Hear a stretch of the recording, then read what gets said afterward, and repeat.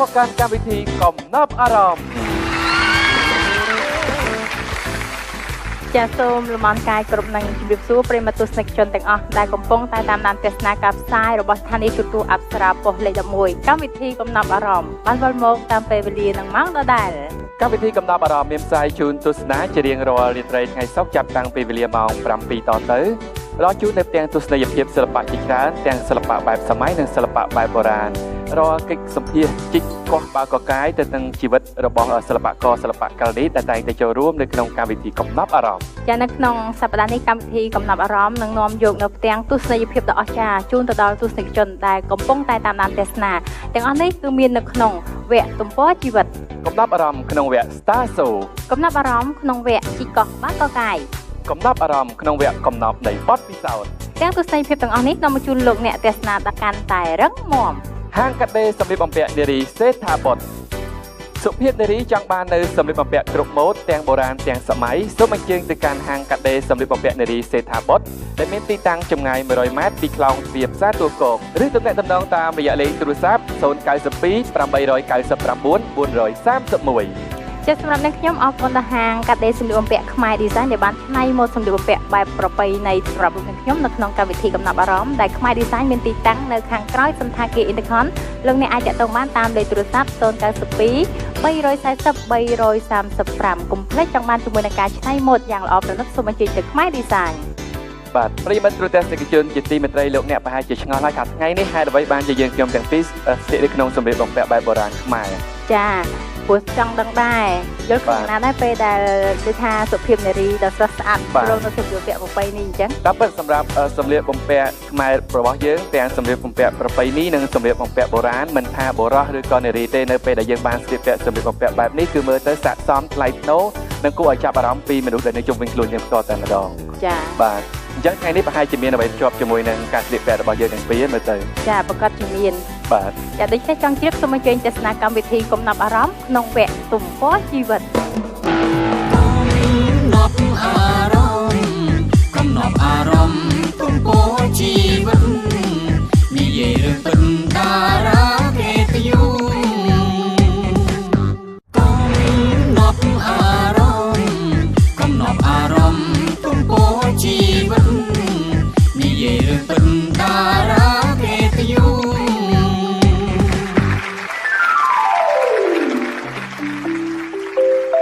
អ្នកគ្រូចាអើយនិយាយទៅកូនខ្ញុំដាណែលនេះក៏ចូលកន្លងខ្ញុំដែរត្រូវហើយលោកគ្រូ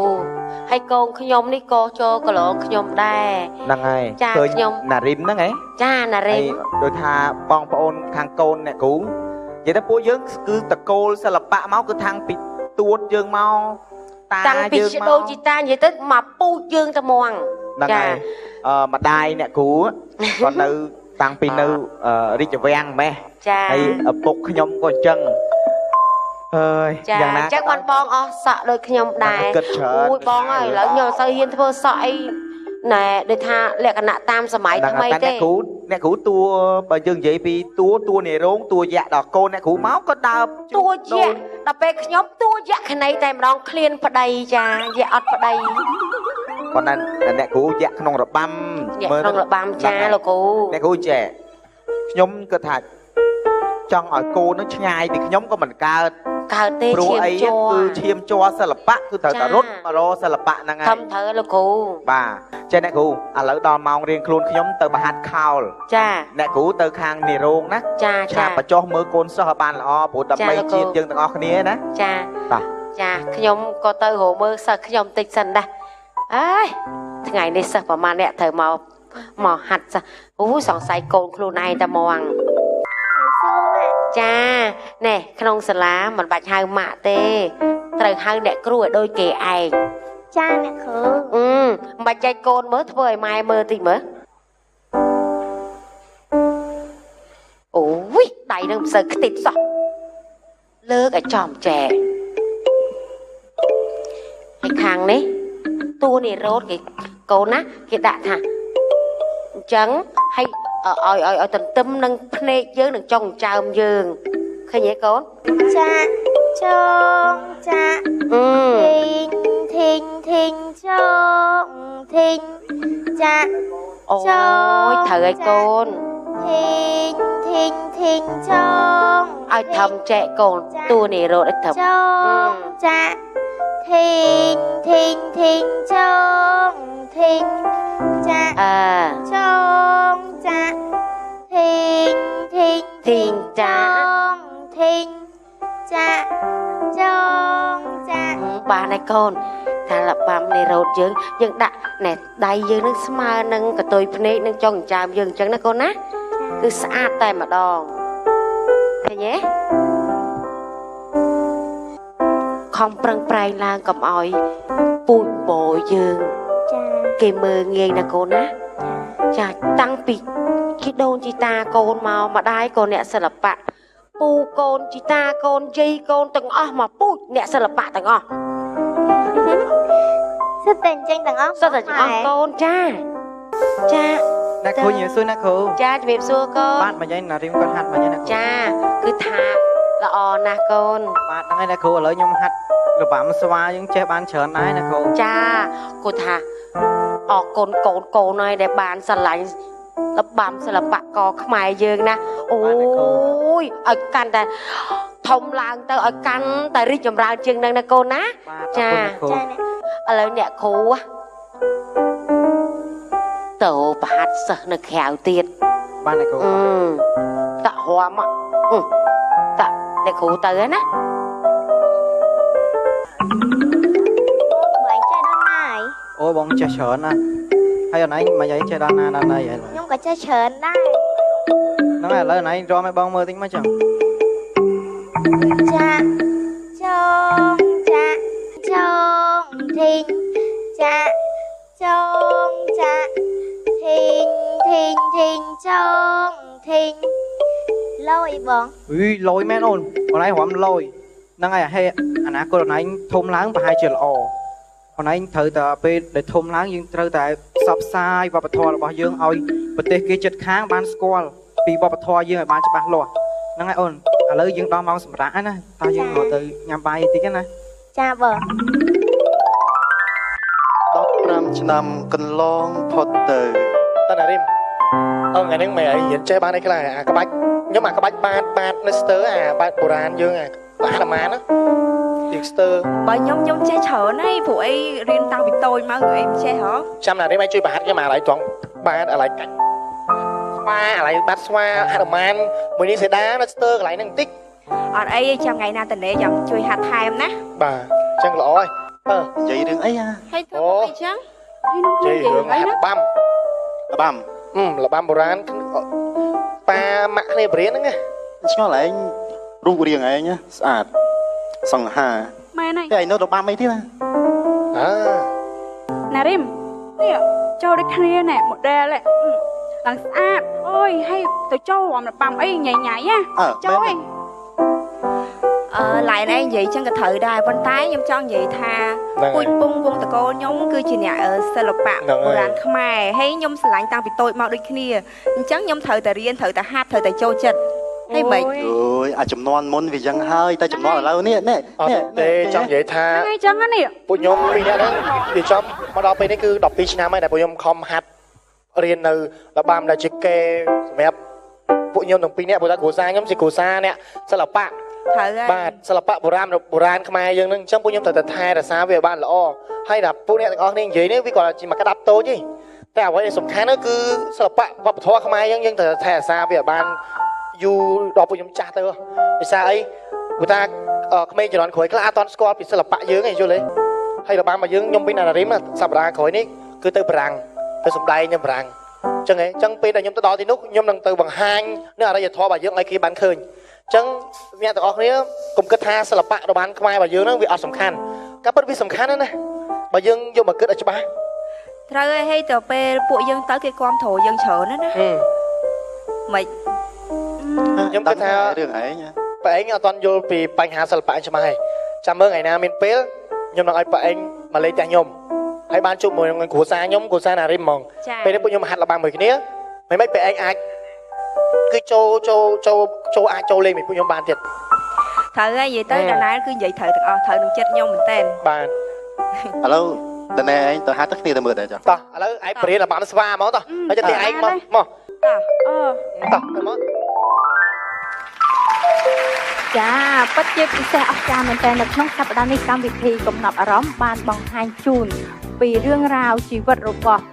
នេតកនេតការិនីដែលពួកគាត់ខិតខំយ៉ាងស្វិតស្វាញក្នុងការហាត់រៀនរបាំណាលោកវឌ្ឍនា បាទ ចា ទម្រាំតែអាចខ្លាយទៅជាអ្នកដែលចេះនៅរបាំបុរាណនីមួយៗឃើញថាឆ្លងកាត់នៅការលំបាកច្រើនទាំងការវឹកហាត់ទាំងការពុតពេនខ្លួនទាំងឧបសគ្គនៅក្នុងការវឹកហាត់គឺពិបាកមែនទែនដូចនេះសូមស្វាគមន៍សម្រាប់វត្តមានរបស់តារាកិត្តិយសរបស់យើងនៅក្នុងសប្តាហ៍នេះវត្តមានរបស់កញ្ញាណមណារីម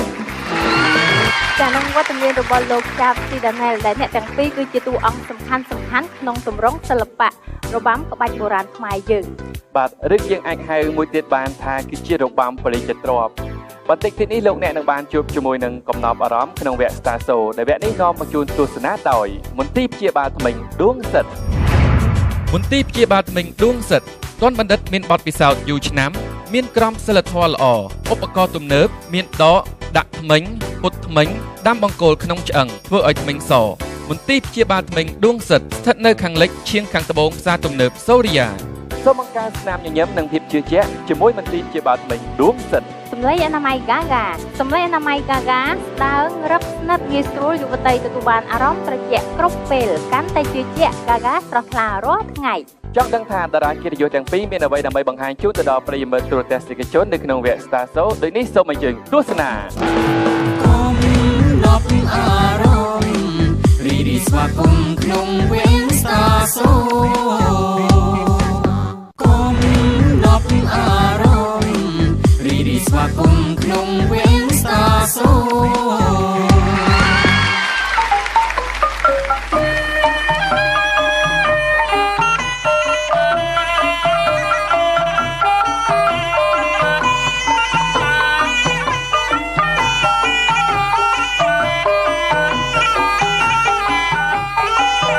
ច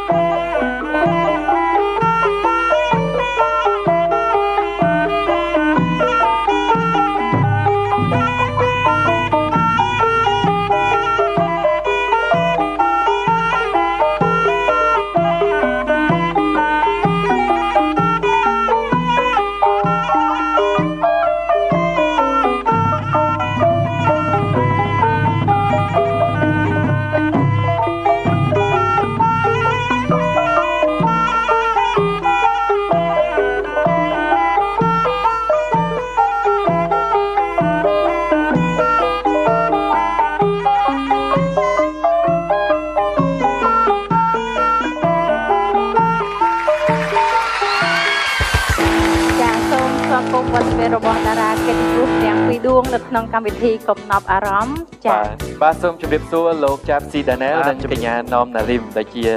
នាដករនៃការនីសិល្បៈបុរាណបាទសុខសប្បាយជាទេបាទសុខសប្បាយ សុខសប្បាយអូន បាទ ចាពិតជាគួរឲ្យកោតសរសើរមែនតើបន្ទាប់ពីបានទស្សនាការបង្ហាញរបាំជូនពីចាតារាកិត្តិយសទាំងពីរដួងជឿជាក់ថាប្រិយមិត្តទស្សនិកជនលោកបានទស្សនាហើយប្រកាសជាធូរស្បើយពីភាពនឿយហត់បន្ទាប់ពីបំពេញការងារលើសពីនោះទៅទៀតរាល់គ្រប់របាំបុរាណខ្មែរទាំងអស់តែងតែបង្ហាញពីក្បាច់ពុតពេនរេរាំអមទៅដោយភ្លេងប្រគំជូនហាក់បីដូចជាកំពុងតែ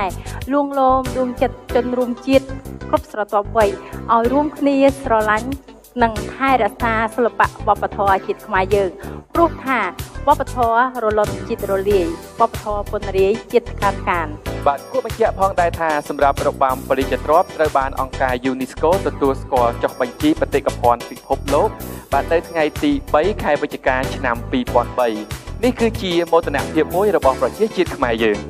ចានៅក្នុងពេលនេះកម្មវិធីកំណប់អារម្មណ៍សូមនាំអារម្មណ៍ទស្សនិកជនបានទទួលជ្រាបពីរឿងរ៉ាវជាច្រើនរបស់តារាកិត្តិយសនៅក្នុងវគ្គជីកកោះបាល់កកាយនិងវគ្គកំណប់នៃបទពិសោធន៍ដែលវគ្គនេះនាំមកជូនលោកអ្នកដោយសំឡេងអនាម័យកាកា ជាជាមួយមន្ត្រីព្យាបាលថ្មីដួងសិត ចានៅក្នុងពេលនេះសូមរីករាយទស្សនាកម្មវិធីកំណប់អារម្មណ៍ក្នុងវគ្គជីកកោះបាល់កកាយ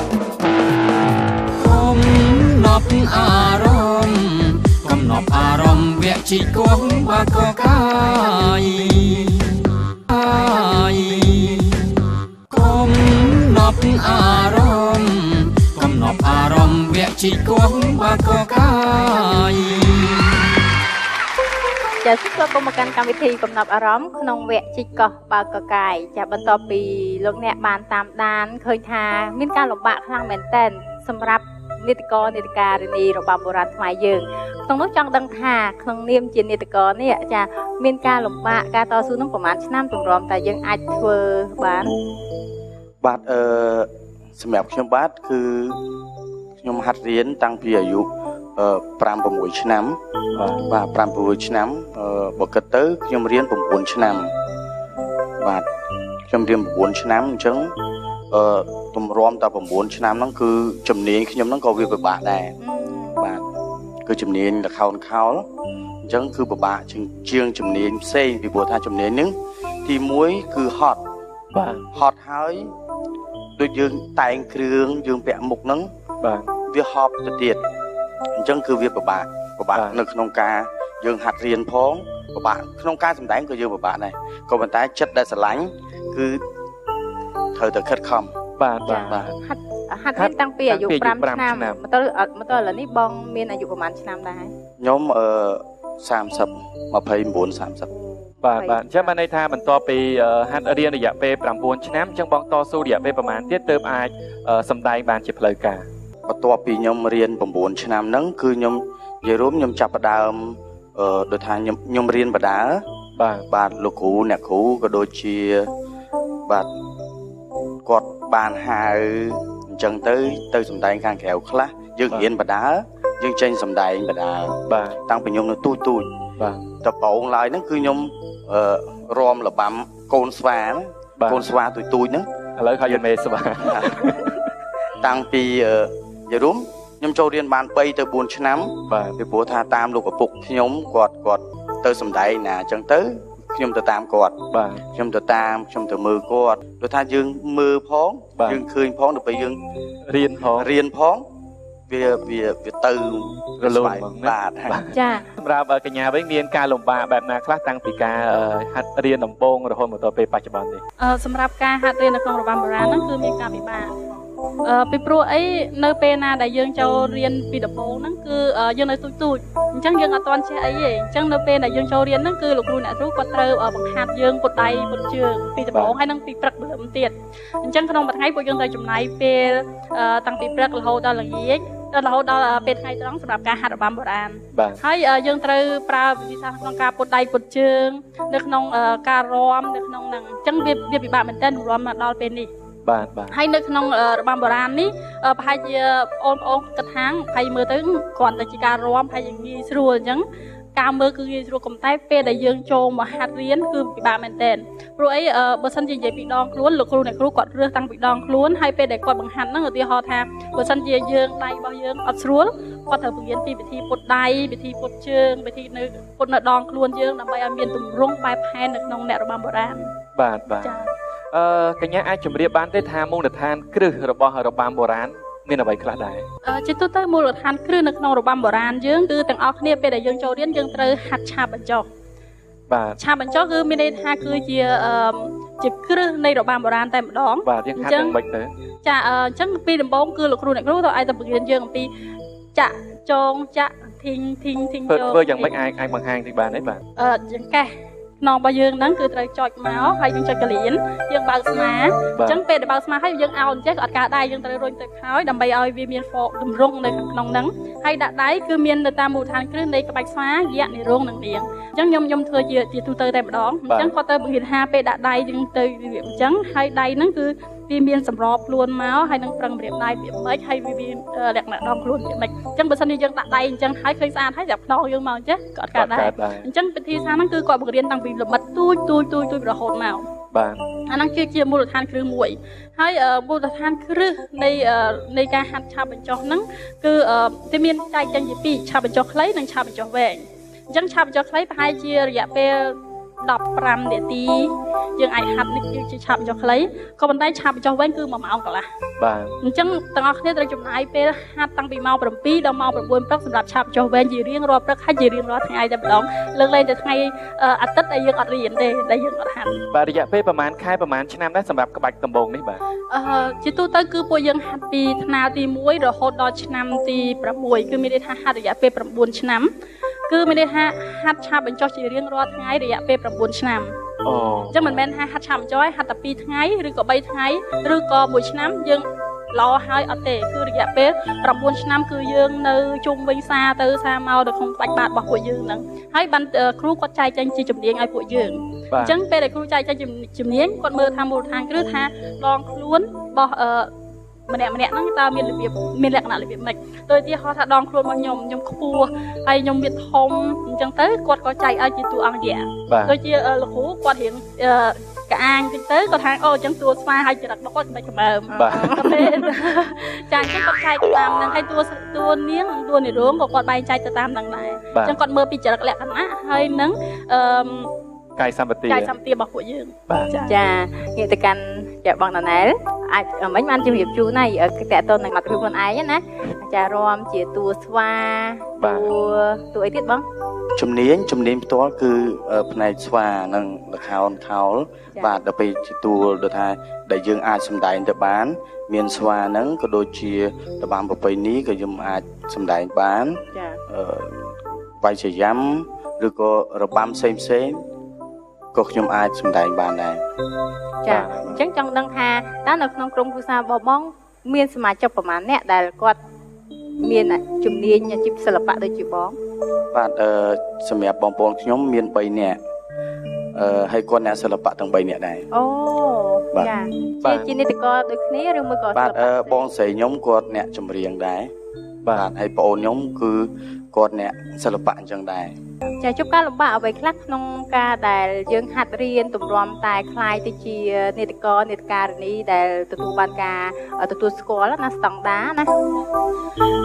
ពិបាកខ្លាំងមែនតើពីព្រោះអីនិយាយទៅគឺពួកខ្ញុំដំណរនេតិករបើនិយាយចាំគឺគំនិតថាអូជីដូនម្ដាយអញ្ចឹងកូនធ្វើតែល្អអញ្ចឹងអាហ្នឹងជាបញ្ហាហើយបើសិនជានិយាយឲ្យចំពីតូចខ្ញុំអត់ចូលចិត្តរបាំទេបាទក៏ប៉ុន្តែម៉ាក់ឲ្យចូលទៅរៀនហើយគាត់ថារៀនសិនទៅក៏ប៉ុន្តែអ្វីដែលសំខាន់គឺជីដូននិងម្ដាយជាអ្នកបង្រៀនឲ្យខ្ញុំស្គាល់ហើយនឹងស្រឡាញ់អំពីវប្បធម៌នឹងខ្លាំងមែនទែនហើយគាត់បង្រៀនគឺវិធីសាស្ត្របង្រៀនរបស់គាត់ជាក្មេងយើងអត់ចាប់អារម្មណ៍ទេក៏ប៉ុន្តែគាត់បង្រៀនយើងតាំងពីខ្នាតក្បាច់ចង្វាក់វិធីសាស្ត្រនៅក្នុងការដកដង្ហើមវិធីនិយាយទៅគាត់លម្អិតនៅក្នុងរបាំតែម្ដងដើម្បីឲ្យយើងដឹងហើយយើងជាក្មេងយើងតែថាអូខ្ញុំធុញខ្ញុំខ្ជិលខ្ញុំអត់ចូលចិត្តឬក៏អីអញ្ចឹងក៏ប៉ុន្តែយើងអត់ដឹងថាអាហ្នឹងហើយគឺជាចំណុចមួយដែលជ្រាបចូលទៅក្នុងសរសៃឈាមរបស់យើងហើយឲ្យយើងស្រឡាញ់ហើយនឹងយើងអាចនឹងគិតថា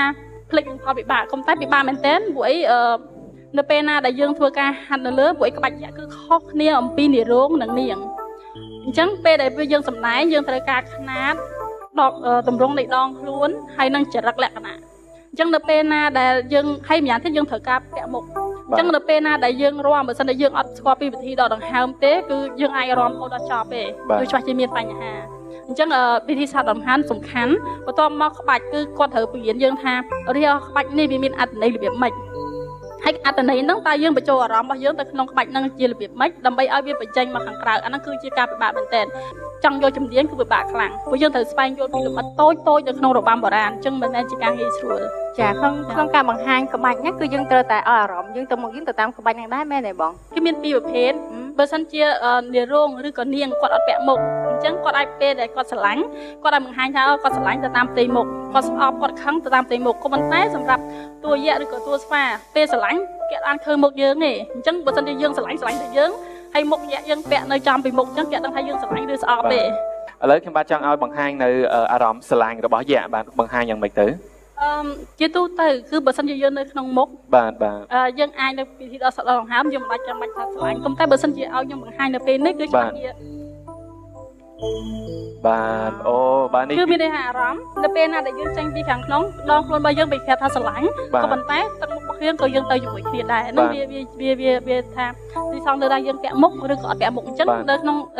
គេសម្ដែងតួយៈគឺដូចគ្នាពេលដែលយើងពាក់មុខគឺសម្ដែងចេញលក្ខណៈផ្សេងពេលដែលដោះមុខចេញគឺអាចមើលឃើញលក្ខណៈផ្សេងមួយទៀតដែរព្រោះដោយសារទឹកមុខហើយនឹងអារម្មណ៍បាទចុះសម្រាប់អារម្មណ៍ខឹងបាទសម្រាប់យៈសម្ដែងយ៉ាងម៉េចវិញបាទអូបាទគឺមានថាបើសិនជាយើងខឹងធម្មតាខឹងក៏ប៉ុន្តែបើសិនជាយៈគឺត្រូវតែបាទងើយឡើងលើហើយពើងទ្រូងពីឥទ្ធិពលនិងពីអំណាចរបស់តួអង្គបាទអរគុណឥឡូវយើងងាកទៅកាន់ហនុមានវិញតួអង្គហនុមាននៅក្នុងតួអង្គហនុមាននេះយើងមានប្រមាណក្បាច់ដែរបាទកបិតក្បាច់ហ្នឹងมันខុសគ្នាជាក្បាច់យៈទេដូចថាពេលដែលយើងពាក់មុខទៅក្បាច់ខឹងក្បាច់ស្រឡាញ់គឺមានដូចគ្នាក៏ប៉ុន្តែដូចថាមនោសញ្ចេតនានៅក្នុងក្បាច់ដូចថាយើងខឹងយើងច្អល់ខឹងយើងច្អល់ស្រឡាញ់ឬក៏យើងខឹងឬក៏យើងសើចយើងសប្បាយគឺយើងបញ្ចេញទៅតាមកាយវិការនិងមនោសញ្ចេតនាចេញពីក្នុងបាទពីព្រោះថាយើងពាក់មុខដូចនឹងតួអង្គយៈដែរបាទសម្រាប់តួអង្គហនុមានលោកគិតថាចំណុចពិសេសមួយណាដែលធ្វើឲ្យទូរទស្សនិកជនចាប់អារម្មណ៍ខ្លាំងចំពោះហនុមានទីមួយហនុមានគឺជាស្វាមួយដែលដូចថាដូចមេតបអញ្ចឹងបាទគឺជាស្វាមានអំណាចហើយនឹងស្វាដែលខ្លាំងលើសស្វាដទៃដោយសារចំណុចពិសេសដែលស្វានឹងមានគឺទីមួយខ្លាំងកមិចកមើមហើយស្វាហាប់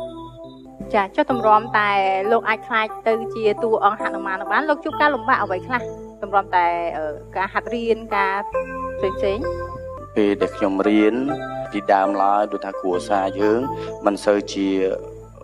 មានទេដូចថាយើងហាត់ព្រឹករៀនល្ងាចអញ្ចឹងយើងត្រូវនៅសាលាគេឲ្យយើងទៅញ៉ាំបាយនៅសាលាបាទយើងទៅតាំងពីព្រលឹមអញ្ចឹងទៅម៉ោង6ការជំនាន់ដែលខ្ញុំរៀនហ្នឹងគឺពិបាកថងថាខ្ញុំអត់មានអីជីទេបាទខ្ញុំអត់មានអីជីទេខ្ញុំជួនកាលទៅខ្ញុំដើរទៅរៀនពីវិដិញបាទពីវិដិញនេះទៅដល់ស្តាតចាស់បាទស្តាតចាស់ជួនកាលទៅខ្ញុំដើរទៅបាទទៅពេលអញ្ចឹងមកផ្ទះហ្នឹងរវល់ដើរតាមផ្លូវជួនកាលអូកតារៀនព្រោះព្រឹកហាត់ថ្ងៃឡើងរៀនអក្សរបាទទៅពេលរៀនអក្សរអញ្ចឹងទៅជួនកាលអូកតាតាមផ្លូវនឹងដើរបាទដល់ផ្ទះ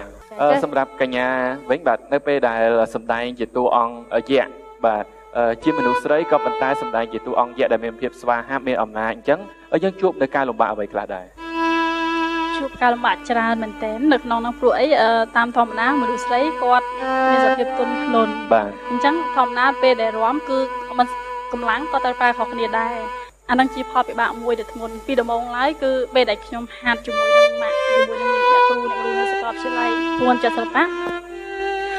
ជើងហ្នឹងគឺដើរឡើងចង់រួចហើយគឺមានថាពីហ្នឹងមកដល់ថាហ្នឹងមានថាសាច់ដុំគឺចាប់ដើមរឹងតែម្ដងអញ្ចឹងថ្ងៃខ្លះពេលដែលហាត់ចប់អញ្ចឹងគាត់ឲ្យគេហៅថាកៅធាក់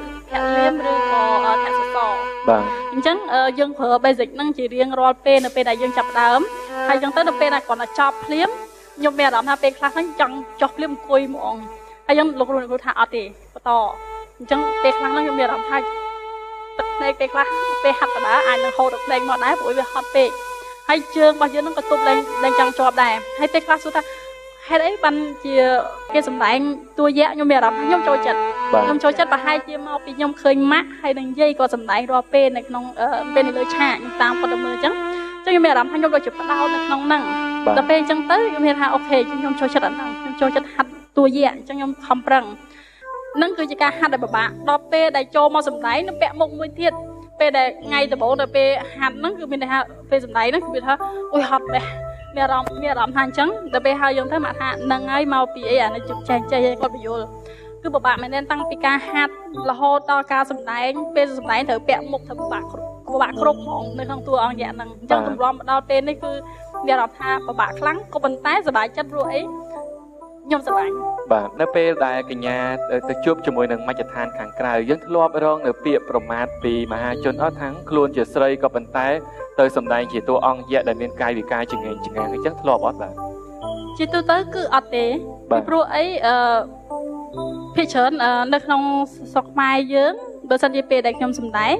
គាត់ថាអូខេតួអង្គនឹងពិបាកណាស់អីណាស់ថាយើងអាចនឹងតស៊ូហាត់បានហើយមើលទៅគេថាមើលទៅអត់ដឹងថាស្រីរំទេគេថាប្រុសរំអីចឹងក៏ប៉ុន្តែសម្រាប់យើងចេញទៅសម្ដែងនៅក្រៅប្រទេសគឺខុសគ្នាធ្វើឲ្យយើងមានវឌ្ឍនភាពមែនទែននៅពេលណាយើងសម្ដែងគឺពេលខ្លះខ្ញុំសម្ដែងពាក់មុខពេលខ្លះខ្ញុំអត់សម្ដែងពាក់មុខខ្ញុំសម្ដែងជាតួអង្គតួឯកដងធម្មតាអីចឹងហើយចឹងទៅក៏គេពេលដែលគេមើលមកយើងគេមានអារម្មណ៍ថាវាដូចជាគេដាក់នៅដុំពេជ្រមួយគ្រាប់នៅលើឆាកបាទអញ្ចឹងគេអ្នកដែលទស្សនិកជនគាត់ចូលមកនិយាយវិញគាត់ថាយើងមើលទៅមានដូចអ្នកទាំងអស់គ្នាអ្នករបាំបុរាណគឺជាដុំពេជ្រមួយគ្រាប់នៅលើឆាកហ្នឹងហើយគេមើលពីភាពប្រវត្តិវន់នៅខាងក្នុងហ្នឹងមិនថាតួឯកស្រីតួឯកប្រុសតួឯកយៈក៏តែគេមានលក្ខណៈផ្សេងគ្នាហើយធ្វើឲ្យ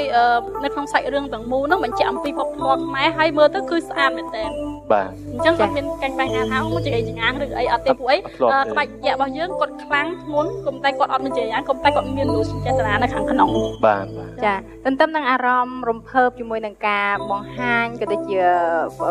ថាអ្វីដែលខ្លួនឯងមានហាត់រៀនតាំងពីមិនតាន់ស្រឡាញ់រហូតដល់ស្រឡាញ់ការលើកទឹកចិត្តពីក្រុមគ្រួសារបងណារិមដែរជួបដូចថាអារម្មណ៍មួយធ្វើឲ្យយើងបាក់ទឹកចិត្តយើងចង់បោះបង់ជាអាជីពនឹងចោលទេធ្លាប់មានហើយពេលខ្លះមានអារម្មណ៍ថាកាលហ្នឹងអត់ទាន់ចូលដល់ស្រឡាញ់មែនទែនទេយើងក៏មានអារម្មណ៍ថាខ្ញុំទៅរួចអត់ខ្ញុំសួរខ្លួនឯងអញ្ចឹងព្រោះអីពីទូចមកខ្ញុំរៀនរហូតដល់9ឆ្នាំបញ្ចប់ថ្នាក់បាក់ឌុបនៅក្នុងសាលាវិទ្យាសាស្ត្របន្ទាប់មកខ្ញុំរៀនរហូតដល់បញ្ញាបត្រផ្នែកខាងដឹកនាំរឿងរបាំបន្ទាប់មកខ្ញុំបន្តទៅរៀននៅប្រទេសកូរ៉េ Master ផ្នែកខាង Choreography មានការបង្កើតរបាំអញ្ចឹងតែមុននឹងឈានទៅដល់ការរៀននឹងបញ្ចប់ហ្នឹងគឺនៅពេលណាខ្ញុំនៅពីទូចខ្ញុំចាំបានថា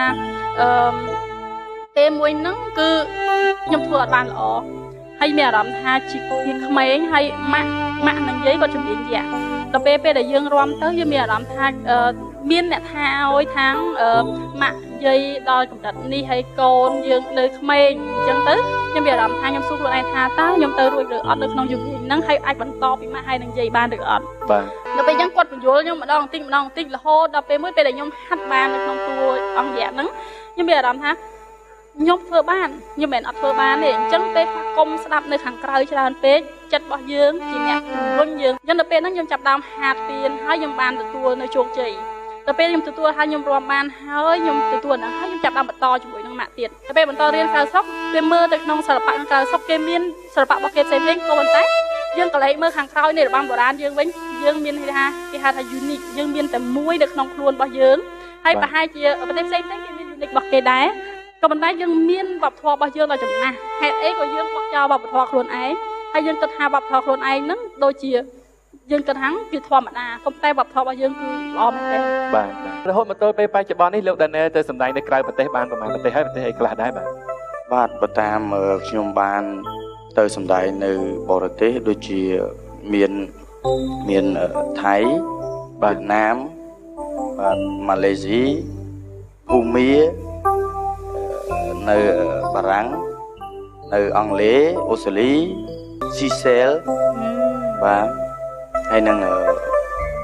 នៅខាងមុខនេះទៀតខ្ញុំបាននឹងត្រៀមចេញទៅប្រទេសវៀតណាមនិងប្រទេសកូរ៉េបាទចាចំណែកបងណារិមការសម្ដែងនៅក្រៅប្រទេសគឺ មានច្រើនប្រហែលជាពិបាកក្នុងការរាប់អញ្ចឹងមានន័យថានៅផ្នែកខាងអាស៊ីយើងដូចជាជប៉ុននៅខាងកូរ៉េអីហ្នឹងហើយនៅក្នុងផ្នែកខាងបរទេសដូចជាមានអូស្ត្រាលីបារាំងអាមេរិកហើយនឹងដូចជាម៉ារ៉ូកូឬប្រទេសផ្សេងៗអញ្ចឹងវាមានច្រើនមានអាល្លឺម៉ង់មានហូឡង់មានអីហ្នឹងដែលយើងអាចយើងទៅសម្ដែងហើយថ្មីនេះខ្ញុំទើបតែត្រឡប់មកពីប្រទេសបារាំងក្នុងការសម្ដែងល្ខោនអូប៉េរ៉ាតែនៅក្នុងហ្នឹងគឺសិល្បករគឺយើងអ្នករបាំគឺមានតែជនជាតិខ្មែរតែម្ដងមានតែ4រូបឯងនៅក្នុងអូប៉េរ៉ាហ្នឹងបាទស្ដាប់កញ្ញានិយាយទៅហាក់បីដូចជាចេះរបាំច្រើនមុននឹងមានទាំងអូប៉េរ៉ាទៀតអញ្ចឹងអាចរៀបរាប់បានអត់ថារបាំទាំងអស់កញ្ញាចេះប៉ុន្មានរបាំដែរដែលច្បាស់ជាងគេជាទូទៅគឺជំនាញរបស់ខ្ញុំតែម្ដងគឺរបាំបុរាណបាទរបាំបុរាណគឺយើងរាំតួយៈនិងតួនិរោងបាទហើយនឹងជំនាញបន្ទាប់មកទៀតគឺរបាំសហសម័យរបាំសហសម័យគេ contemporary dance ហើយបន្តទៀតគឺខ្ញុំគឺជាអ្នកបង្កើតនៅក្នុងរបាំទាំងនៅក្នុងរបាំបុរាណនិងរបាំសហសម័យផងដែរបាទអូចា៎បាទអ្នកទាំងពីរនៅក្នុងជត់ឆាកនៃរបាំព្រះរាជទ្រព្យតាមតែដឹងរបាំព្រះរាជទ្រព្យគឺសម្ដែងតែនាដិការនីទេចុះហេតុអ្វីបានជាមានតួអង្គហនុមានដែលជាតួអង្គប្រុសចូលរួមសម្ដែងនៅក្នុងរបាំព្រះរាជទ្រព្យដែរបាទក៏ពិតទៅពីដើមឡើយនៅក្នុងរបាំព្រះរាជទ្រព្យគឺក៏មានស្រីដែររាំស្វាដល់ពេលក្រោយឡើងមកដូចថាស្រីក៏រាំស្វាអញ្ចឹងពេលដែលគាត់មានគ្រួសារគាត់មានប្តីឬក៏គាត់ទៅឆ្ងាយគាត់ដូចថាក្នុងពិបាកនៅក្នុងការសម្ដែងពិបាកនៅក្នុងការតុបតែងខ្លួនឬក៏គាត់កូនខ្ចីអីមិនទាន់ដល់ពេលក្រោយឡើងមកទៀតបានគេបដូរបាទគេបដូរទម្រង់ពីឲ្យប្រុសហ្នឹងរាំស្វាវិញបាទ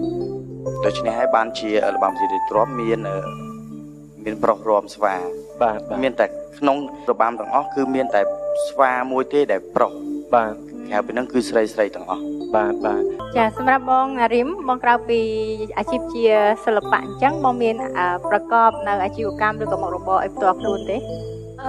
នៅក្នុងអាជីពជាអ្នកសិល្បៈបន្តមកទៀតគឺនៅក្នុងពេលបច្ចុប្បន្នហ្នឹងគឺក្រុមគ្រួសារនិយាយទៅម៉ាក់គាត់ចាប់ដើមបង្កើតជាក្រុមមួយមានឈ្មោះថាមេកាឡាសិល្បៈគឺគាត់ទទួលបង្រៀនឬក៏ទទួលជារបៀប event ឬក៏ទទួលការសម្ដែងនៅក្នុងរបាំបុរាណនិងរបាំសហសម័យហើយមួយទៀតដែលខ្ញុំចង់និយាយដែរគឺបងប្អូនរបស់ខ្ញុំទាំងអស់គឺសិតជាអ្នកសិល្បៈអញ្ចឹងគាត់មានផ្នែកចម្រៀងផ្នែកខាងតន្ត្រីផ្នែកខាងអ្នកនិពន្ធបទភ្លេងហើយដើម្បីទទួលនៅនិយាយថាយើងចង់ថែរក្សាវប្បធម៌ផងយើងអាចហាត់ខ្លួនឯងបានហើយយើងអាចបង្ហាត់ដល់កូនខ្មែរហើយយើងនឹងទទួលចំណាប់ការសម្ដែងផ្សេងអញ្ចឹងបើសិនបើបងប្អូនអរគ្នាក៏ចង់មានការទទួលតាក់ទងនឹងការសម្ដែងរបាំសហសម័យឬក៏របាំបុរាណឬក៏ភ្លេងឬក៏អីតាមលក្ខណៈធាតុថាសិល្បៈតែម្ដងគឺអាចតាក់ទងមកខាងគ្រួសាររបស់ខ្ញុំបានដែលមានលេខទូរស័ព្ទរបស់ខ្ញុំគាត់មានថា017 395 396ហើយនឹងម៉ាក់ទីជាប់អ្នកទទួល011 62 50 72ចាគឺជាអាជីពមុខរបរសិល្បៈដែរចាតែជាក្រុមគ្រួសារទាំងអស់បងប្អូនទាំងអស់អញ្ចឹងថ្ងៃអនាគតកូនរបស់បងប្រហែលជាទៅជាមួយគ្នាមើលទៅសំខាន់មើលថាតើគាត់មាននិស្ស័យឬក៏អត់បាទអរគុណចុះសម្រាប់លោក Daniel វិញមានគម្រោងទៅថ្ងៃអនាគតបែបណាខ្លះក្រៅពីអាជីពសិល្បៈបាទក្នុង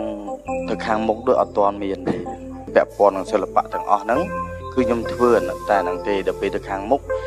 បើសិនជាមានលទ្ធភាពគំនិតដែលចង់ហ្នឹងណាគឺថាខ្ញុំអ្នកសិល្បៈហើយក៏តែយើងសិល្បៈបុរាណបាទតែចិត្តមួយចង់នៅក្នុងសិល្បៈដែរហ្នឹងបាទគឺចង់ច្រៀងរៀង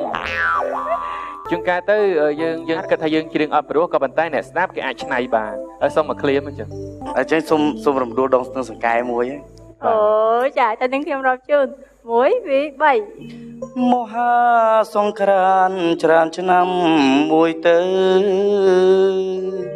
ទ្រូងសែនមងសៅនឹកព្រួយខ្លាចពើឆាប់ភ្លេចរឿងដើមរឿងបាត់ដំបងចងតងដង្ហើមកាលជួបស្រីឆ្នើមរដូវសន្សាមផ្ការីកស្គូស្គាយ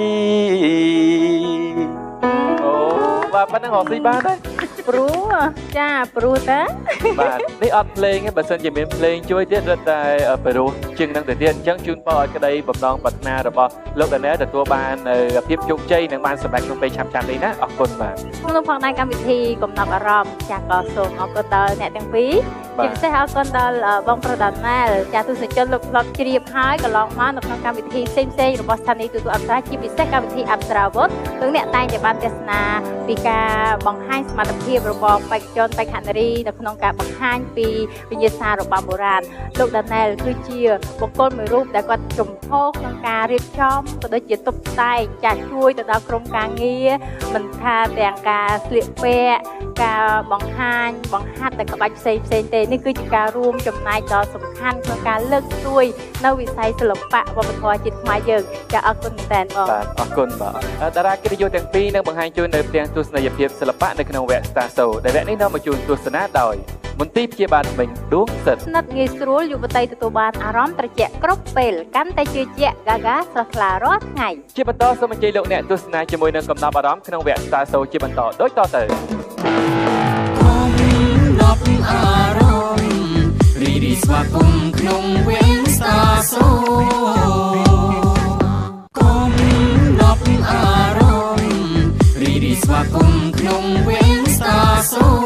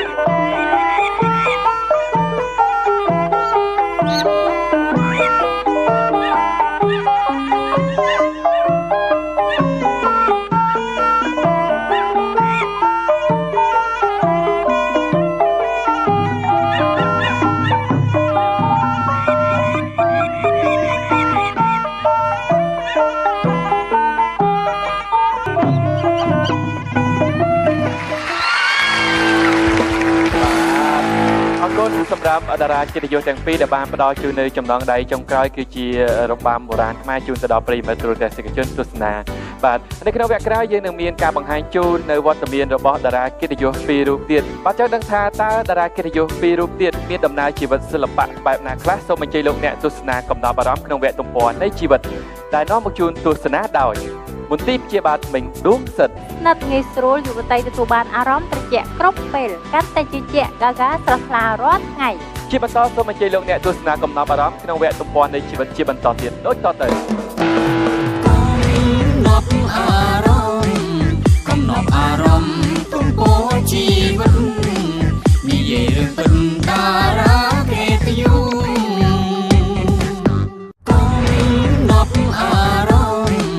កំណត់អារម្មណ៍ទំព័រជីវិត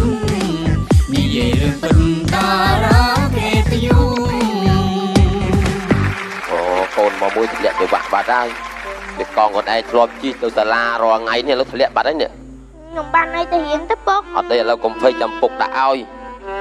នឹងដាក់មិនអីមិនទៀតណាអូកើតអីហ្នឹងពូអូក្មួយអើយបដើណែកងសីមុំធ្លាក់ចង្វាក់អូយក្មួយវ៉ាន់លីឯងធ្វើដំណើរទៅណាដែរហ្នឹងខ្ញុំទៅរៀនសិល្បៈអូណែកូនមកម៉ៃឃើញឯណែបងវ៉ាន់នី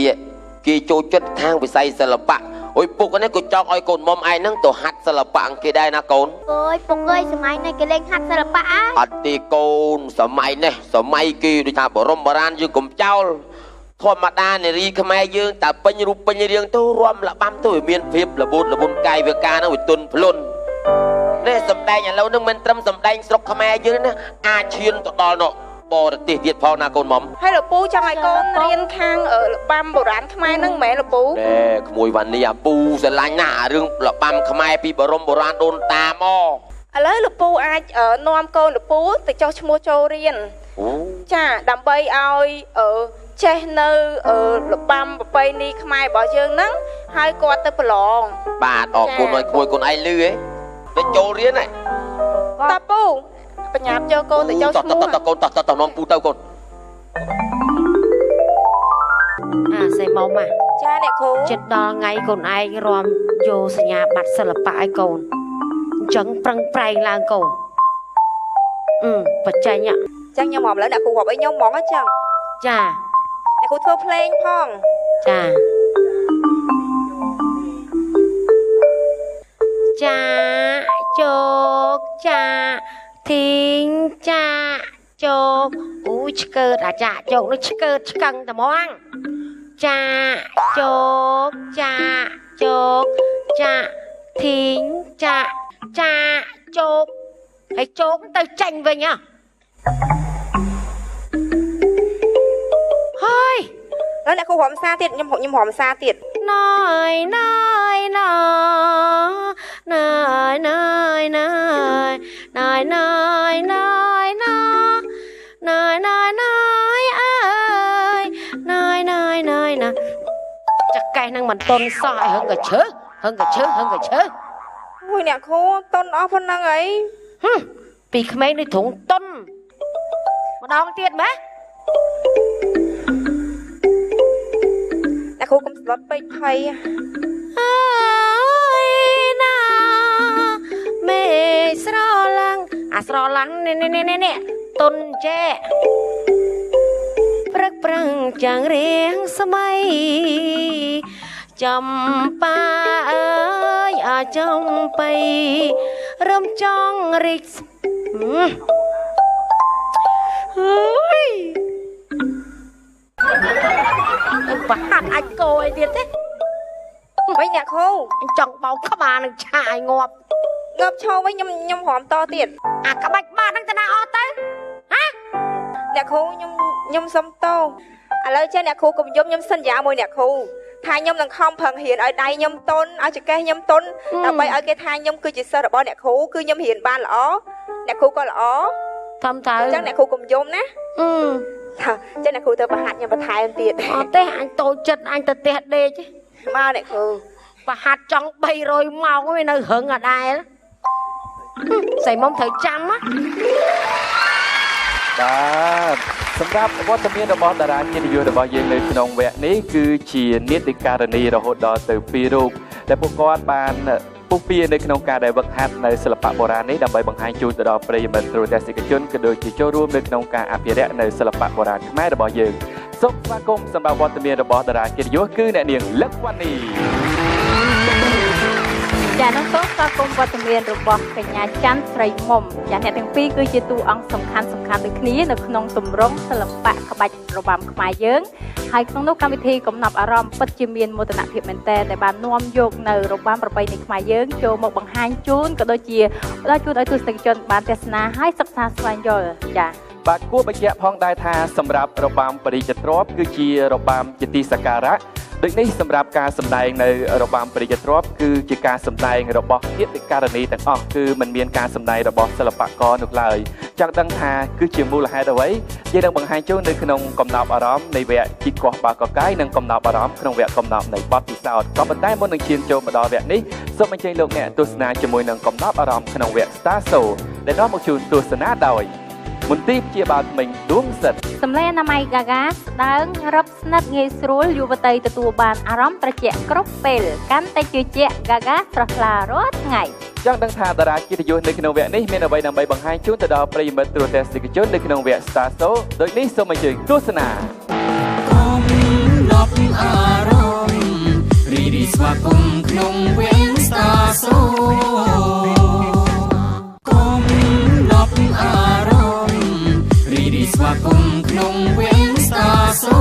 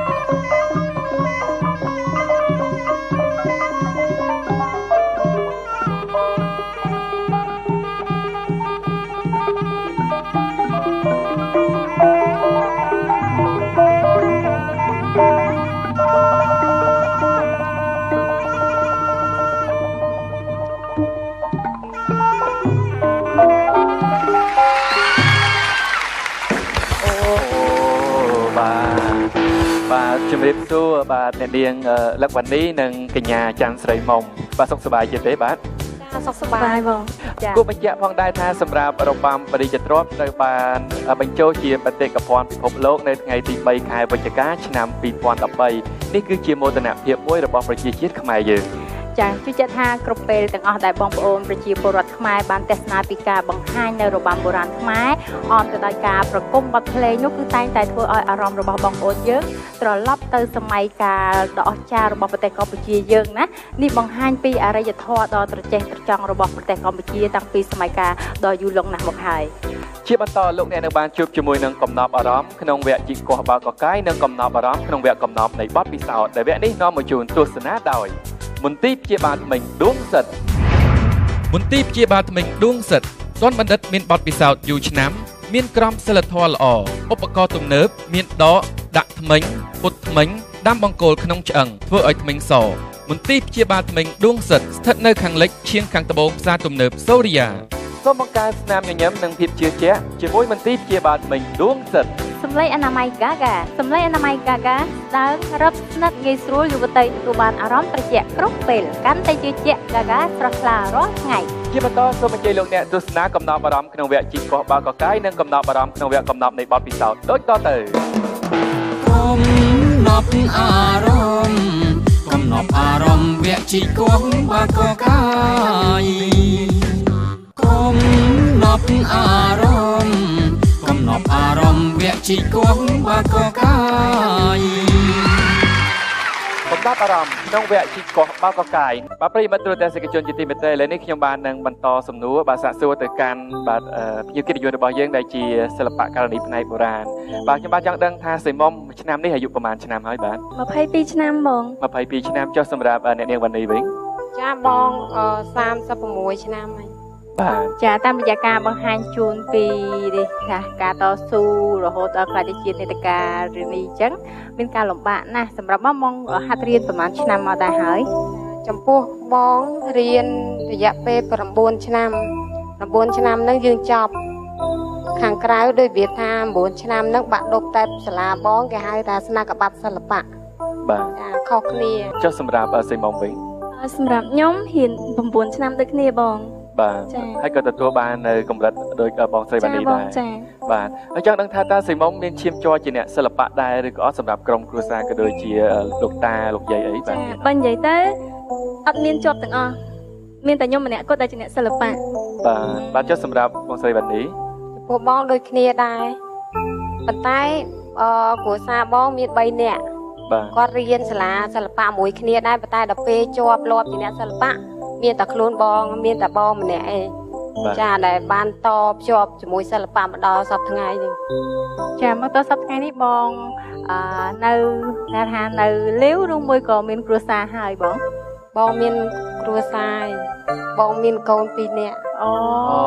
ចាបាទសីមុំខ្ញុំនៅលាវអូចាប់អារម្មណ៍សីមុំមានបងប្អូនប្រហែលអ្នកដែរចំនួន2នាក់បងបាទចំនួន2នាក់បាទម្នាក់ទៀតគឺគាត់អត់បានប្រឡូកក្នុងវិស័យសិល្បៈណាបាទបងប្រុសគាត់អត់មានខាងសិល្បៈអងបាទហើយគាត់ក៏អត់ធ្លាប់ចូលរៀននៅសាលាផ្នែកសិល្បៈដូចខ្ញុំដែរចាបងចាបាទចាងាកទៅកាន់បងវណ្ណីដែលជាចាតួអង្គសំខាន់មួយបងអាចជម្រាបបានទេទម្រាំតែយើងคลายខ្លួនទៅជាតួអង្គនៅក្នុងការរួមរបាំក្បាច់បុរាណខ្មែរយើងអញ្ចឹងតែជួបការលំបាកអ្វីខ្លះចំពោះបងមានការលំបាកច្រើនដូចពេលដែលយើងហាត់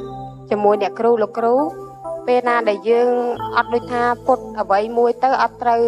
ចិត្តរបស់គាត់ដល់ពេលអញ្ចឹងយើងមានអារម្មណ៍ថាអត់សុបាយចិត្តដល់ពេលអញ្ចឹងយើងត្រូវប្រឹងពេលណាដែលលោកគ្រូអ្នកគ្រូគាត់កាច់ថាខ្នាតវងដៃអីចឹងឲ្យត្រូវខ្នាតអីចឹងយើងប្រឹងឲ្យចកេះខ្នងអីនិយាយទៅពិបាកច្រើនបាទមកបានដែលយើងខ្លាចជា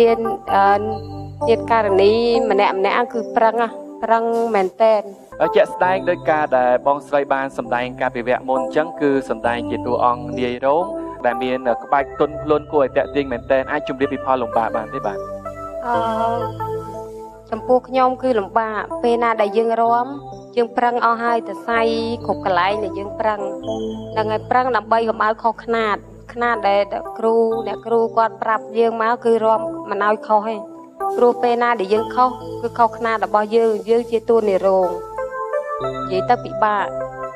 ទាំងនាងទាំងនិរោងពិបាកដូចគ្នាមិនចំពោះតែខ្ញុំទេចាគ្រប់កាយវិការដែលតួនិរោងបង្ហាញហ្នឹងបងអាចជម្រាបបានទេថាកាយវិការអីបញ្ជាក់ពីអីកាយវិការអីបញ្ជាក់ពីអីខ្នាតនេះខ្នាតវងនិរោងធំជាងនាងព្រោះដោយសារនិរោងខ្នាតគេត្រឹមកតុយចាដល់នាងត្រឹមកតុយភ្នែកបាញ់មួយទៀតគឺពេលយើងចាប់មួយនាងហ្នឹងបានន័យថាអារម្មណ៍យើងស្រឡាញ់មានមនោចេតនាចំពោះតួនាងបាទចាហើយចំពោះក្បាច់មួយទៀតក្បាច់នេះក្បាច់និរោងគឺក្បាច់គេសោចនាងនិរោងដូចគ្នាគឺសោចមានស្មារតីដូចគ្នាបាទសោចបាទក្បាច់សើចបង បាទនេះគឺជាក្បាច់សើចបាទចុះបន្តមកទៀតក្បាច់ស្រឡាញ់វិញក្បាច់ស្រឡាញ់ហ្នឹងយើងដៃយើងទាំងពីរហ្នឹងយើងដាក់មកជាប់ទ្រូងចា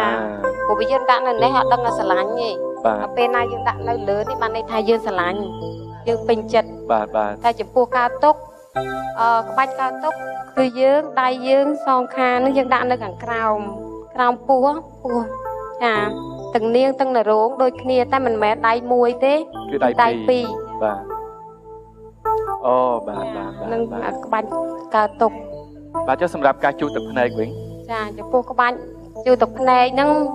បាច់បងនៅរោងមាន2បាទចានាងក៏មានក្បាច់របស់គេដូចគ្នាគ្រាន់តែខ្នាតរបស់គេទូជាងយើងឯងព្រោះយើងហ្នឹងយើងរៀងខ្នាតរៀងធំទេបានន័យថាយើងតួប្រុសទូនៅរោងចាចុះសម្រាប់សីមុំវិញក្បាច់របស់នាងហើយនិងក្បាច់របស់នាយរងខុសគ្នាដូចគ្នាបាទមានកន្លែងខ្លះដូចគ្នាកន្លែងខ្លះក៏ខុសគ្នាដូចគាត់បញ្ជាក់អញ្ចឹងដៃវងនាយរងខ្ពស់ដៃវងនាងរៀងទាបត្រឹមចុងភ្នែកបាទហើយរីឯក្បាច់ស្រឡាញ់វិញគឺយើងស្រឡាញ់ដូចកន្លែងជាមួយគ្នាសើចក៏សើចជាមួយគ្នាហើយកើតទុកក៏កើតទុកកន្លែងដូចគ្នាបាទចាស្ដាប់តាមការបង្ហាញពីកាយវិការដែលបញ្ជាក់ពីអត្ថន័យមើលទៅដូចជាស្មុគស្មាញខ្លាំងណាស់ទម្រាំតែអាចទទួលលើថាចេះអាចសម្ដែងបានណាអាចជម្រាបបានទេការដែលយើងហាត់រៀនហ្នឹងមុនហ្នឹងយើងអាចប្រាប់ថារយៈពេល9ឆ្នាំហ្នឹងគឺយើងហាត់សម្ដែងបានតែម្ដងឬមួយក៏យើងត្រូវចំណាយពេលបន្តទៀតដើម្បីចាប់ផ្ដើមពីចំណុចណាទៅចំណុចណាអញ្ចឹងណាដំបូងបងចង់និយាយការហាត់រៀនរបស់ក្បាច់បុរាណដំបូងយើងមានថ្នាលដំបូងគឺយើងពុតដៃពុតជើងដំបូងតែយើងចាំពុតដៃពុតជើងគ្រប់និយាយទៅចូលថ្នាលទី1ទី2ទី3ហ្នឹងយើងរៀនពីពុតដៃពុតជើងនិងរៀនឆាប់បញ្ចុះបាទចាដែរបងដំបូងបានចេះហ្នឹងប្រហែលជា3-4 ឆ្នាំដែរចំពោះដែលយើងចាព្រោះយើងត្រឹមថ្នាលហ្នឹងអាយុយើងប្រហែលតែ9 ឆ្នាំទេបានន័យថាការចងចាំអ្នកខ្លះគ្នាចាប់បានលឿនអ្នកខ្លះចាប់បានយឺតក្នុងមួយថ្ងៃយើងហាត់ប្រហែលម៉ោងដែរបងមួយថ្ងៃយើងហាត់ពីម៉ោង7ដល់ម៉ោង10កន្លះតែចំពោះពេលល្ងាចពួកខ្ញុំអត់ហាត់ទេពួកខ្ញុំរៀនចំណេះទូទៅរៀនអក្សរចាមូលហេតុអ្វីបានជាបងប្អូន2នាក់ទៀតគឺគាត់មិនប្រឡូកនៅក្នុងវិស័យសិល្បៈចំពោះបងប្រុសបងស្រី2នាក់ហ្នឹងគាត់ជាចដូនមួយខ្ញុំទេមិនមែនបងប្អូនបកើទេគ្រាន់ថាគាត់រៀនទៅដល់ត្រឹមឌីប្លូមបងស្រីខ្ញុំហ្នឹងគាត់មានគ្រួសារគាត់មានគ្រួសារទៅគាត់ទៅខេត្តតែអញ្ចឹងគាត់រកស៊ីហ្នឹងទៅតែចំពោះខ្ញុំដូចយើងមាននិស្ស័យអញ្ចឹងពេលរៀនចប់ហ្នឹងចាប់បាក់ដប់ភ្លាមក្រសួងគាត់រើសបុគ្គលិកសិល្បករសិល្បករនីអីចឹងទៅខ្ញុំក៏ដាក់តំងប្រឡងទៅក៏ជាប់ជាមន្ត្រីរាជការរបស់ក្រសួងវប្បធម៌បាទចុះចំណែកស្រីវិញក៏ដូចគ្នាដែរក្នុងនោះគឺបងប្អូនក៏មិនមានជាឈាមជ័រខាងអ្នករបាំដែរហេតុអីបានជាស្រីមុំតែម្នាក់ឯងនៅតែជំនះរហូតធ្វើឲ្យប្តីសម័យមួយនឹងបានសម្រេចនិយាយទៅបងខ្ញុំក៏អត់ថាឆ្លាញ់ខាងសិល្បៈនឹងដែរកាពីទូចណារៀននៅសាលាមធ្យមធម្មតាហ្នឹងពេលហ្នឹងប៉ាគាត់ថាចេះឆ្លាញ់កូនស្រីរៀនសិល្បៈគាត់ថាពេលដែលកូនស្រីរៀនសិល្បៈទៅទន់ភ្លន់ហើយចរិតល្អទៀតបាទពាក្យថាសិល្បៈបុរាណខ្មែរគឺធ្វើឲ្យក្មេងស្រីម្នាក់ហ្នឹងទៅជាទន់ភ្លន់ដល់ពេលហ្នឹងខ្ញុំក៏ស្ដាប់តាមគាត់ខ្ញុំក៏ចូលតាមគាត់ដល់ទៅពេលខ្ញុំហាត់រៀនយូរទៅអារម្មណ៍ចាប់តាមស្រឡាញ់តាមហ្នឹងហើយក៏មានអ្នកគ្រូគាត់ជួយបដិបដាគាត់ជួយលើកស្ទួយទៅគាត់ធ្វើឲ្យខ្ញុំហ្នឹងនៅជាប់ខាងសិល្បៈហ្នឹងហ្មងទៅបាទ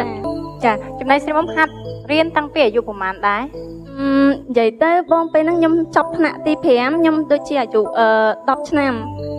ខ្ញុំចប់ពីបឋមថ្នាក់ទី5ហ្នឹងខ្ញុំចូលមកសាលាវិចិត្រហ្នឹងគឺខ្ញុំអាយុខ្ទង់10ឆ្នាំ11ឆ្នាំហើយចាអញ្ចឹងស្រីមុំហាត់រៀនចំណាយពេលប៉ុន្មានទម្រាំតែអាចសម្ដែងបានជាតួនាង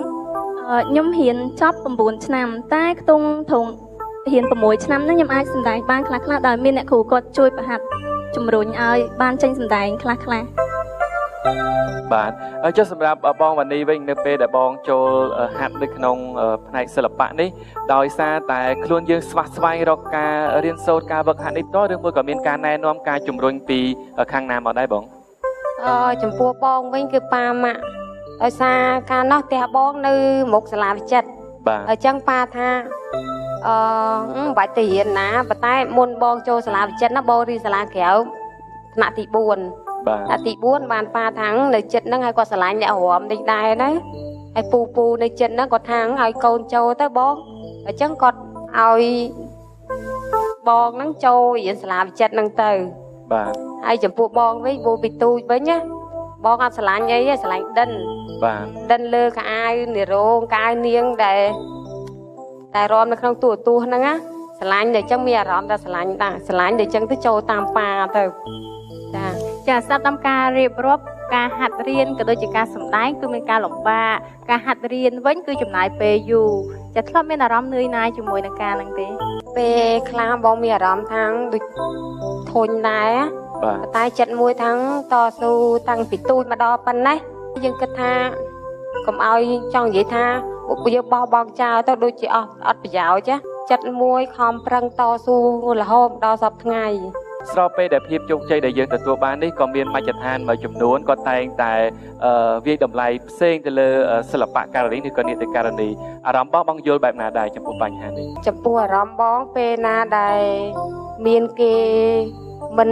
លើកតម្កើងសិល្បៈវប្បធម៌ខ្លួនឯងគឺបងខឹងចង់និយាយយើងមានចិត្តខឹងដែលចំពោះយើងអ្នករំយើងស្រឡាញ់ណាហេតុអីក៏អ្នកដតី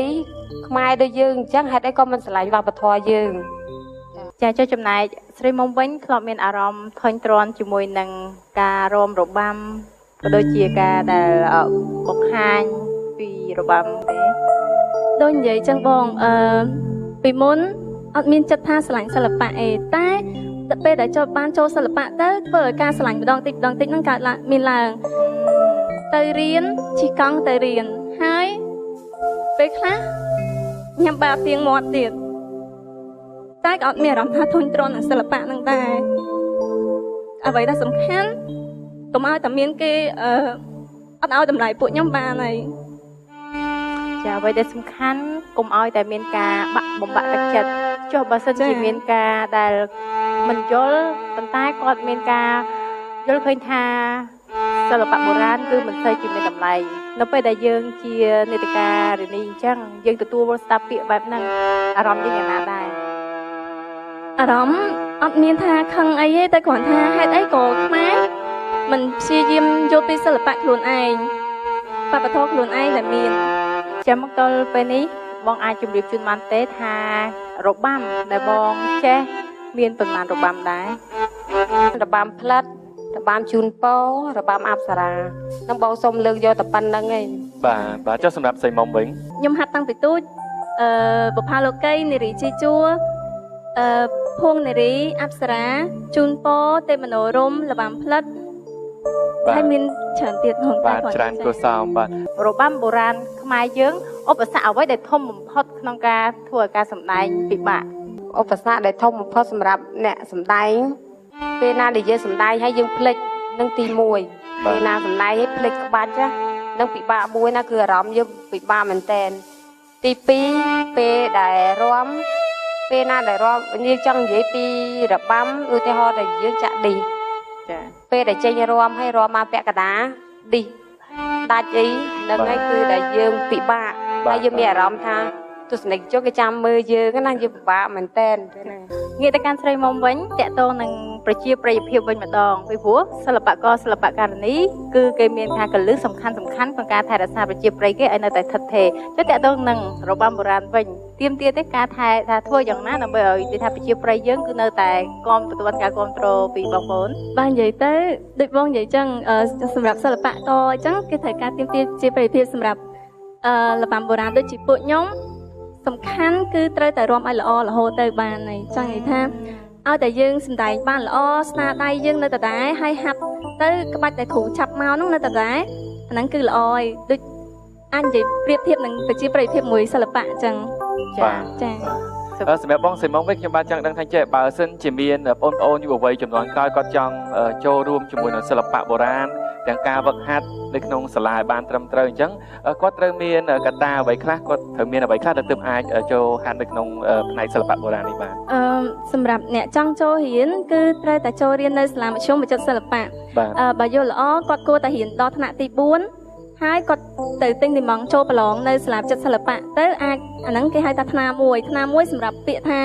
សិល្បៈបុរាណរបាំបុរាណតែបើយើងរៀនកណេះសង់គេហៅថាថ្នាក់ទី4ហើយបាទចាបាទអញ្ចឹងបានន័យថាទាមទារឲ្យអ្នកដែលចូលវឹកហាត់ផ្នែកសិល្បៈបុរាណតាំងពីវ័យក្មេងណាចាបងកន្លងមកសម្រាប់សីមុំធ្លាប់ចេញទៅសម្ដែងនៅឯក្រៅប្រទេសបានប៉ុន្មានដងហើយមានប្រទេសអីខ្លះដែរមានច្រើនប្រទេសដែរបងអាមេរិកបារាំងមិចស៊ីកូជប៉ុនវៀតណាមហើយថៃហើយរៀបនឹងទៅឡាវបាទចាបងចាចុះចំណែកបងលើកទី1ទៅថៃ ថៃមកបងទៅកូរ៉េវៀតណាមទៅឥណ្ឌូនេស៊ីឥណ្ឌាគេទីក្រុងស៊ីសេលប្រទេសវីកតូរីយ៉ាបងស្រីវណ្ឌីបានអាចជម្រាបបានទេថាតើនៅពេលអនាគតបងស្រីនឹងមានគម្រោងចាប់នៅមុខរបរឬក៏អាជីពអ្វីផ្សេងក្រៅពីសិល្បៈបន្ថែមទៀតឬក៏អត់បាទនិយាយទៅចង់បើមានលទ្ធភាពបងអាចទៅបង្កើតមុខរបរមួយទៀតបងនឹងបង្កើតតែឥឡូវយកតមានលទ្ធភាពបាទចុះស៊ីមុំវិញសម្រាប់ខ្ញុំក្រៅពីសិល្បៈខ្ញុំនៅមានស្រឡាញ់ការសិក្សាហើយដូចខ្ញុំរៀនមុខជំនាញរាល់ថ្ងៃហ្នឹងអញ្ចឹងទេសចរសហគារខ្ញុំចង់និយាយទៅចង់ចេះខាងនឹងបន្ថែមទៀតតែសិល្បៈក៏ខ្ញុំអត់ចោលដែរបងពីព្រោះខ្ញុំមាននឹងតាំងពីទូចមកហើយសិល្បៈហ្នឹងក៏ជួយខ្ញុំបានច្រើនដែរជួយឲ្យខ្ញុំហ្នឹងបានស្គាល់បរទេសជួយឲ្យខ្ញុំហ្នឹងបាននិយាយទៅបានស្គាល់ពីអ្វីៗផ្សេងទៀតអញ្ចឹងក៏ខ្ញុំអត់ចោលសិល្បៈដែរចាដូច្នេះក្នុងឱកាសនេះតើអ្នកទាំងពីរមានជាសំណុំពរឬមួយក៏ជាការលើកទឹកចិត្តអ្វីខ្លះជូនទៅដល់អ្នកក្រោយៗតែគាត់កំពុងរៀនឬមួយការសំណុំពរទៅកាន់ទស្សនិកជនអ្វីខ្លះចាសូមជើញចំពោះខ្ញុំសូមសំណូមពរឲ្យភ្ញៀវជាតិភ្ញៀវអន្តរជាតិនិងប្រជាជនខ្មែរយើងគាំទ្រវិស័យសិល្បៈវប្បធម៌ខ្មែរនៃរបាំបុរាណឲ្យបានច្រើនព្រោះប្រទេសជាតិយើងរីកមុខមាត់ដោយសារសិល្បៈបុរាណនឹងច្រើនដោយសារអីដោយសារគេស្គាល់ប្រាសាទអង្គរវត្តនៅតាមជាអង្គរនោះគឺមានរូបចម្លាក់ក្បាច់បុរាណច្រើនបាទអញ្ចឹងខ្ញុំសូមសំណូមពរឲ្យជួយលើកតម្កើងសិល្បៈបុរាណខ្មែរឲ្យបានច្រើនហើយជាពិសេសខ្ញុំសូមថ្លែងអំណរគុណចំពោះអ្នកគ្រូលោកគ្រូដែលបានប្រហាត់បរៀនពួកយើងខ្ញុំមកដល់បានមកដល់ថ្ងៃនេះគឺដោយសារអ្នកគ្រូលោកគ្រូគាត់ផ្ដល់ចំណេះដែលគាត់មានសម្រាប់ឲ្យពួកយើងខ្ញុំបន្តដើម្បីឲ្យសិល្បៈរីកចម្រើនតទៅមុខទៀតបាទចុះសេមុំវិញបាទសូមជំរុញទឹកចិត្តដល់បងប្អូនដែលចូលនៅស្លាបចិត្តជំនាន់ក្រោយនេះពីព្រោះស្លាបចិត្តគឺនៅឆ្ងាយពីទីក្រុងខ្លាំងណាបងអញ្ចឹងតើតាអ្នកតស៊ូខ្លាំងមិនអាចទៅរៀនដល់សាលានឹងបានអញ្ចឹងសូមឲ្យបើថាដាក់ចិត្តស្រឡាញ់សិល្បៈហើយតស៊ូឲ្យដល់ទីបញ្ចប់ខ្ញុំគ្រាន់តែចង់និយាយប៉ុណ្្នឹងបងកូនបាទចាអរគុណបន្ទាប់ពីលោកអ្នកបានទទួលស្ដាប់បទសម្ភាសន៍ក៏ដូចជាការបង្ហាញពីអារម្មណ៍ចាក់ក្តុកក្តួលរបស់នេតិការិនីទាំងពីរដួងហើយដោយសារតែការស្រឡាញ់ការខិតខំថែរក្សាអភិរក្សសិល្បៈវប្បធម៌ជាតិខ្មែរយើងគឺពួកគាត់ទាំងអស់គ្នាតស៊ូស្វិតស្វាញមិនចុះចាញ់រហូតមកដល់សប្តាហ៍ថ្ងៃនេះដូច្នេះក្នុងនោះយើងខ្ញុំទាំងអស់គ្នាដែលជាពិធីករពិធីការនេះដូចជាកម្មវិធីកំណប់អារម្មណ៍ក៏មានតែការអរគុណសម្រាប់អ្នកទាំងពីរហើយក៏សូមចាស្នើសុំទៅដល់បងប្អូនជនរួមជាតិខ្មែរទាំងអស់មេត្តាគាំទ្រលើកស្ទួយវប្បធម៌ជាតិខ្មែរយើងព្រោះថាវប្បធម៌គឺជាដួងព្រលឹងជាតិខ្មែរបាទនៅពេលនេះកម្មវិធីកំណប់អារម្មណ៍ក៏បានឈានចូលមកដល់ទីបញ្ចប់សម្រាប់នាតិការនីទាំងពីររូបនឹងមានការសម្ដែងជូននៅផ្ទាំងទស្សនីយភាពសិល្បៈបុរាណជូនទៅដល់លោកអ្នកទស្សនាកម្សាន្តជាបន្តទៀតខ្ញុំបានអនុញ្ញាតអរគុណទៅដល់អ្នកឧបត្ថម្ភនៃកម្មវិធីដែលមានដូចជាមន្ទីរព្យាបាលថ្មិញដួងសិទ្ធសម្លេងអនាម័យកាកាហាងកាត់ដេរសម្លៀកបំពាក់នារីសេដ្ឋាបុត្រសុភាពនារីចង់បាននៅសម្លៀកបំពាក់គ្រប់ម៉ូដទាំងបុរាណទាំងសម័យសូមអញ្ជើញទៅកាន់ហាងកាត់ដេរសម្លៀកបំពាក់នារីសេដ្ឋាបុត្រដែលមានទីតាំងចម្ងាយ100ម៉ែត្រពីខ្លោងទ្វារផ្សារទួលគោកឬទំនាក់ទំនងតាមរយៈលេខទូរស័ព្ទ092 899 431ទាំងរុក្ខជាតិដើម្បីសុខភាពភ្លូខោមួយវិញទៀតនឹងខ្ញុំក៏សូមអរគុណទៅដល់ហាងកាដេសម្លៀកបំពាក់ខ្មែរ Design ដែលបានច្នៃមកសម្លៀកបំពាក់ដល់រូបនាងខ្ញុំគ្រប់កម្មវិធីដែលមានទីតាំងខាងក្រោយសន្តាគារ Intercon ចាលោកអ្នកចង់បាននៅការច្នៃម៉ូដសម្លៀកបំពាក់ពីមេជាងដល់ចំណានរាល់គ្រប់សម្លៀកបំពាក់របស់លោកអ្នកទទួលបានការចាប់អារម្មណ៍ខ្ពស់នោះសូមអញ្ជើញទៅខ្មែរ Design តាក់ទងបានតាមលេខទូរស័ព្ទ092 340 335សូមលោកអ្នកបើកបរគោរពនៅច្បាប់ចរាចរណ៍ថ្ងៃនេះថ្ងៃស្អែកកុំឲ្យមានគ្រោះថ្នាក់ចរាចរណ៍រកកំហុសឆ្គងកាយវិការពាក្យសម្ដីត្រង់ណាមិនសមរម្យរបស់កម្មវិធីទាំងមូលក៏សូមមេត្តាខន្តីអភ័យទោសជាបន្តសូមអញ្ជើញលោកអ្នកទស្សនាជាមួយនឹងចំណងដៃចុងក្រោយគឺជាការសម្ដែងជូននៅផ្ទាំងទស្សនីយភាពសិល្បៈបុរាណពីតារាកិត្តិយសទាំងពីររូបនៅពេលនេះយើងខ្ញុំជាពិធីករនិងពិធីការិនីអនុញ្ញាតអរគុណនិងសូមគោរពលា